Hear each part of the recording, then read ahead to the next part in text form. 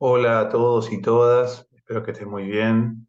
Mi nombre es Ramiro Segura y soy, junto con Claudia Bernaza y Claudio Ríos, uno de los docentes del seminario Territorios y Herramientas para la Intervención Comunitaria, que forma parte del programa de la especialización que están realizando. Si llegaron hasta acá, es probable que ya hayan leído el texto de la clase correspondiente al módulo uno, del cual también forma parte este breve audiovisual, que tiene por finalidad reflexionar sobre el modo en que representamos el territorio y proponerles un pequeño ejercicio que nos va a permitir seguir charlando sobre territorios, sobre intervenciones y sobre comunidades. Como saben, el texto de la clase uno tenía por finalidad precisamente llamar la atención sobre cierto riesgo que puede existir, que tiende a igualar los conceptos territorio, comunidad y barrio. Sin duda que esos tres conceptos son conceptos muy relacionados, eh, pero al mismo tiempo distintos, y un poco en el texto escrito lo que intenté fue mostrar las diferencias de cada uno de los conceptos y el modo en que ellos se entrelazan en las dinámicas, por ejemplo, de las políticas públicas, de las organizaciones comunitarias y de las dinámicas barriales.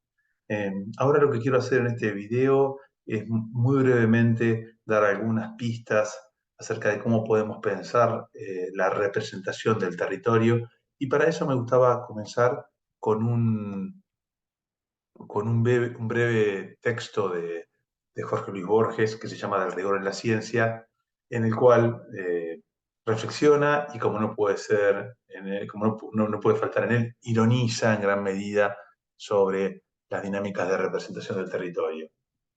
Dice Borges: en aquel imperio el arte de la cartografía logró tal perfección que el mapa de una sola provincia ocupaba toda una ciudad y el mapa del imperio toda una provincia.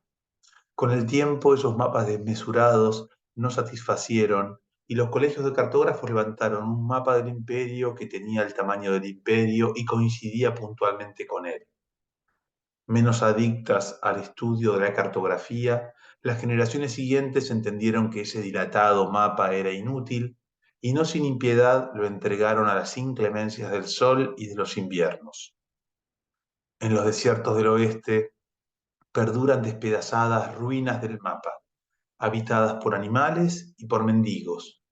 En todo el país no hay otra reliquia de las disciplinas geográficas. Se trata evidentemente de un texto irónico, cómico, que nos hace reír, pero que nos llama la atención sobre una característica que habitualmente le otorgamos a los mapas, que es su capacidad mimética, su capacidad de copia de lo real, de representación fiel de lo real. Borges obviamente ironiza sobre eso. ¿Qué sentido tendría, nos dice, un mapa de un imperio que ocupe todo el imperio, que copie punto por punto cada uno de los lugares del imperio?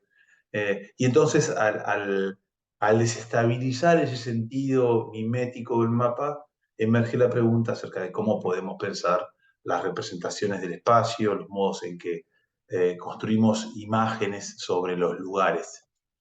En ese sentido, entonces, creo que al menos hay dos discusiones que me gustaría tratar muy brevemente en este video. El primero justamente es, como venía diciendo, sobre la naturaleza de la cartografía, ¿no? Que es una herramienta muy común para pensar el territorio, para pensar los barrios, para pensar las ciudades, etc. Si nos alejamos entonces de un sentido naturalizado, donde el mapa, donde la cartografía aparecería como una reproducción fiel de lo real, entonces lo que nos queda es que la cartografía es un texto socialmente producido, es decir, es una representación. Es una representación hecha por alguien sobre algo. Y entonces deja de ser la copia de lo real para transformarse en un discurso que busca cualificar una dimensión de lo real. Ese es el primer punto. Y el segundo punto, si nos alejamos de la relación representación-realidad, lo que emerge entonces es la relación entre representación y experiencia. Es muy importante entonces no solo lo que se representa, sino quién lo representa, desde dónde lo representa.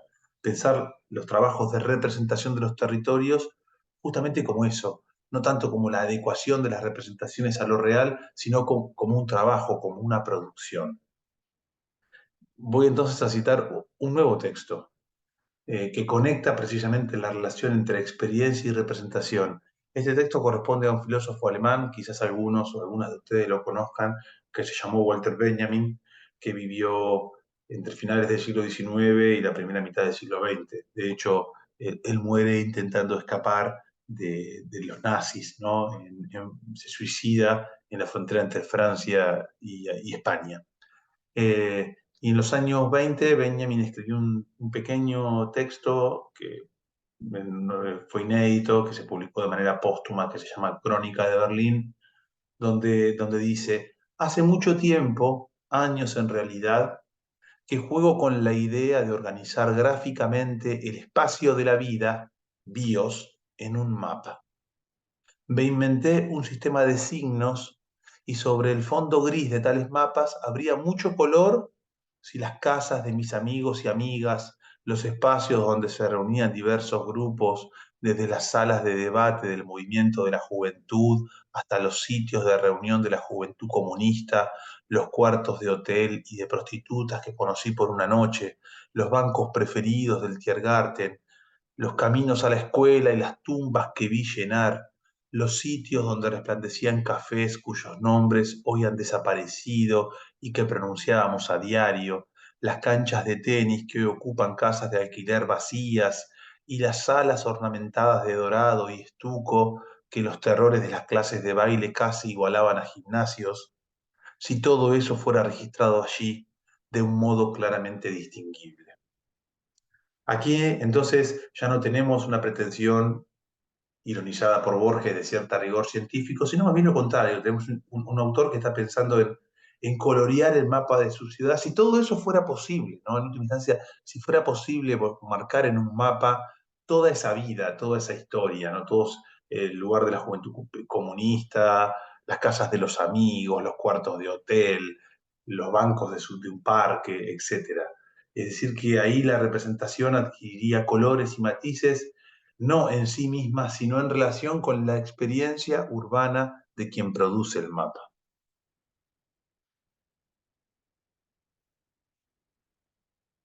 Entonces, si queremos avanzar en la cartografía de un territorio, tendríamos que tener en cuenta al menos dos cuestiones. Por un lado, alejarnos de cierta perspectiva mimética sobre los mapas y reponer su carácter artefactual. Es decir, el mapa no es el territorio, es una representación del territorio. En esa representación están involucradas las relaciones, los sentidos, las experiencias y los puntos de vista que tenemos sobre un determinado lugar, un poco como nos traía Benjamin, ¿no?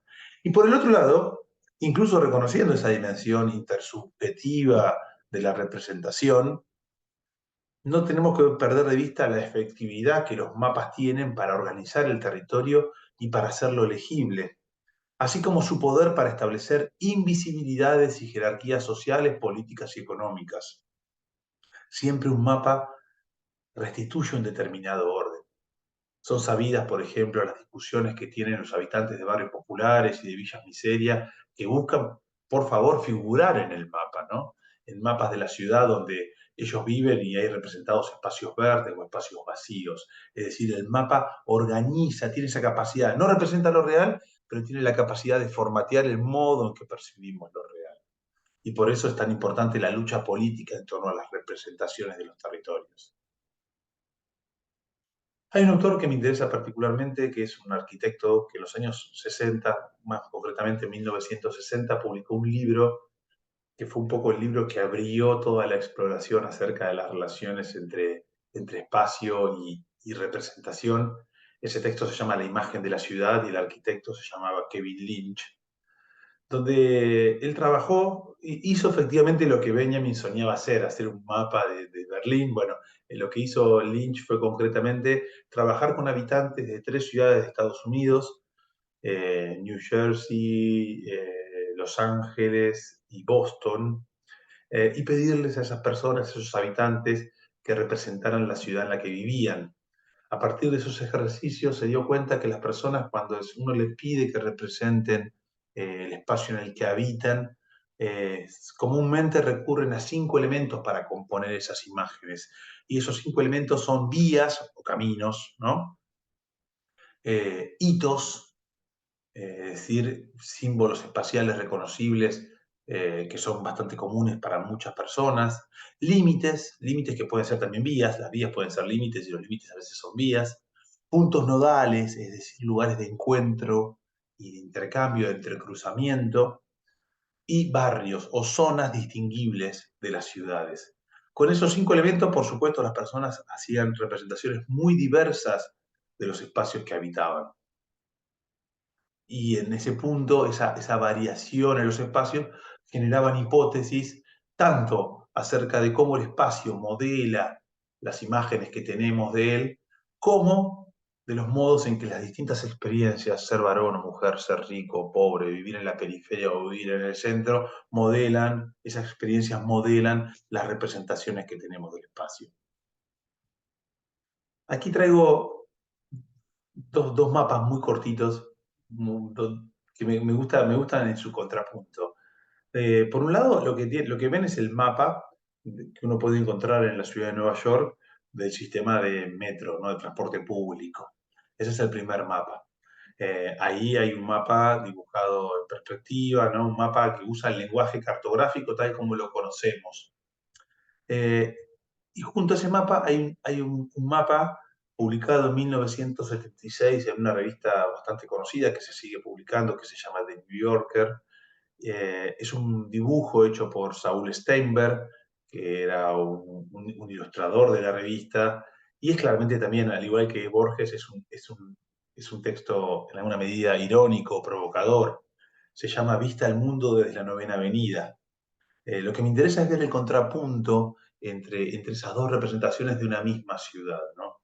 En la primera, en el mapa cartográfico, en el mapa hecho siguiendo las reglas de la perspectiva, uno mira la ciudad estando fuera, ¿no? Es decir, lo que permite la perspectiva es la construcción de una representación visual que nos coloca a nosotros fuera de esa representación. La vemos como si estuviéramos sobrevolando Nueva York, ¿no?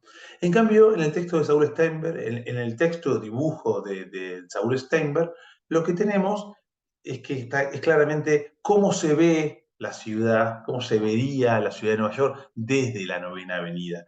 Ahí, obviamente, lo que hace Steinberg es un dibujo crítico. Uno podría interpretar este dibujo como suponiendo que a los neoyorquinos que viven en la Novena Avenida lo único que les importa es más o menos su barrio y su ciudad, ¿no? Y el resto del mundo, si ustedes se fijan, todo Estados Unidos es tan solo una pequeña franja marrón. Después el Océano Pacífico y después del Océano Pacífico se ve China, Japón y Rusia como un pequeño hilito. Es decir, es una crítica al mundo autocentrado de los neoyorquinos, ¿no? Pero también nos muestra algo que es muy importante y que no figura en los dibujos cartográficos, que es el punto de vista. Es decir, que las personas vemos el mundo desde los lugares en que los habitamos, ¿no?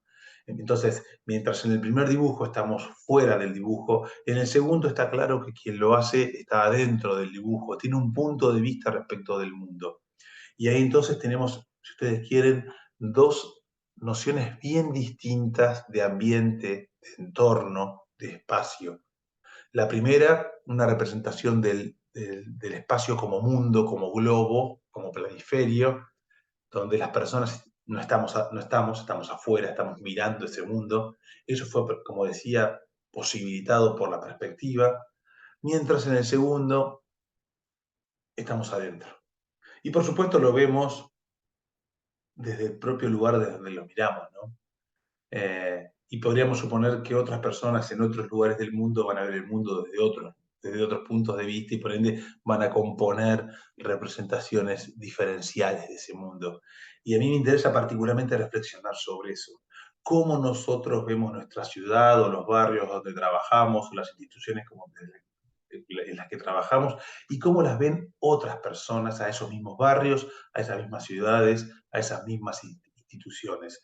¿Qué tipo de representaciones del territorio se podrían producir? ¿Cuáles serían los puntos de encuentro? ¿Habría hitos compartidos para usar la figura de Lynch o no? ¿Y en qué variarían esas representaciones del territorio? de qué medida esos mapas nos podrían enseñar modos distintos de vincularnos con las políticas públicas, con la trama urbana, con otros actores en la ciudad, etcétera. Me parece que tenemos que hacernos esas preguntas y por eso les queríamos proponer un pequeño ejercicio que pueden después compartir en la sección de tareas del aula web. Ese ejercicio consiste en dibujar, es decir, realizar una representación visual del territorio en el que cada uno, cada una de ustedes lleva adelante su trabajo profesional, su trabajo comunitario y o su militancia política. Sabemos a veces que además esas cuestiones, ejercicio profesional, trabajo comunitario y militancia política están más o menos entrelazadas en algunas situaciones. Entonces, para realizar ese ejercicio de representar el territorio, pueden tener algunos de los elementos sobre los que hemos estado trabajando tanto en la clase escrita como en este video, es decir, los hitos, nodos, líneas, límites, zonas que nos sugería Lynch. ¿Cuáles serían los hitos de esos territorios? ¿Cuáles serían los nodos donde diversos caminos convergen? ¿Cuáles serían los caminos relevantes, los límites? ¿Qué zonas se delimitarían? ¿No? Y también categorías que están en la clase escrita como zona, flujo, polo, red. Es importante, por último, reflexionar sobre el punto de vista desde donde se construye el dibujo y de los potenciales dibujos que podrían llegar a producirse desde otro punto de vista. ¿Cómo mirarían ese territorio las organizaciones sociales y comunitarias, las instituciones públicas, los niños, niñas y adolescentes que habitan el barrio, etcétera? Ese es un poco el ejercicio que queríamos proponerle como punto de partida para profundizar el intercambio entre todos y todas. Espero que les haya resultado interesante el video. Me parece que el trabajo con mapas es una buena fuente justamente para reflexionar sobre los lugares en los que trabajamos desde otro lugar y con otros soportes que no son la palabra escrita. Bueno, nos seguimos comunicando. Saludos.